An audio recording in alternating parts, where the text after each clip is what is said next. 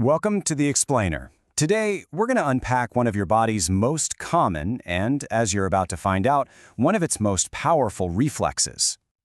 Okay, let's just jump right in because no, that is not an exaggeration. We're really talking about the amazing physics behind something you probably do every single day without even thinking about it. The sneeze. It's a total masterclass in biological engineering, and we're about to break it all down. So, to really get a handle on that kind of power, we've got to ask, what pulls the trigger on this whole biological event? What is it that kicks off this tiny internal explosion? So, what actually causes a sneeze? Well, let me tell you, it's a whole lot more than just a little dust or a whiff of pepper. Your body's sneeze button can get pushed by some really surprising things. I mean, look at this list. The range of triggers is kind of wild. You've got your usual suspects, of course. Dust and dander, we all know those. But things like a sudden blast of cold air or even just bright light are super common culprits. For a whole bunch of people, just walking outside into the sun is all it takes to set off a huge sneeze. It's a totally real thing. And yep, there's a name for it. The photic sneeze reflex. Get this. It's actually an inherited trait, a fascinating little genetic quirk that gets passed down.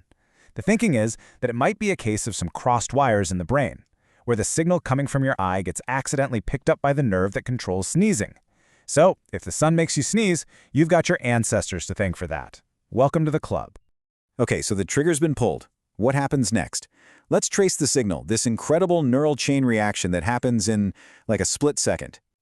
And this just shows you how lightning fast your nervous system is.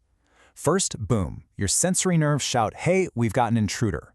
Then, an urgent message zips straight to your brainstem, where this area, literally called the sneeze center, just takes over. From that point on, it's all autopilot. Your body starts prepping, you take that deep breath, your muscles tense up, all for the big release. It's just this direct, high-speed connection from your nose to your brain to your body.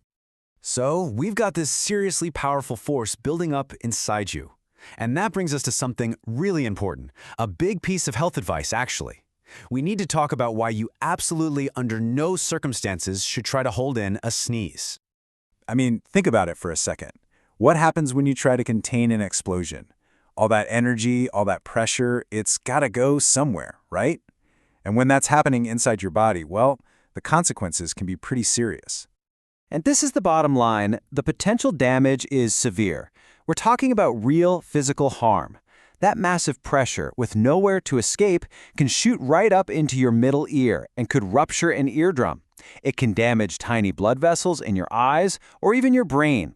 And in super rare cases, it can even fracture a rib. Trying to bottle up that force just redirects it inwards, and that can cause some very real, very serious problems. So let's just lay it out side by side. A safe sneeze, it lets all that air and pressure shoot outwards, getting rid of the junk just like it's supposed to. But a suppressed sneeze, that blocks the exit and sends all that dangerous pressure back inside. This is exactly why the modern advice to sneeze into your elbow isn't just about being polite, it's about protecting yourself too. And you know, as much as we know about this, the story is far from over. Scientists are still digging in to understand this reflex even better. Which brings us to what's next, the future of the sneeze. And this is where it gets really important, beyond just being a cool piece of biology. By studying the biomechanics, the actual physics of that aerosol cloud created by a sneeze, researchers can build way better models of how viruses and other nasty bugs spread through a population. So understanding the explosion helps us contain the fallout.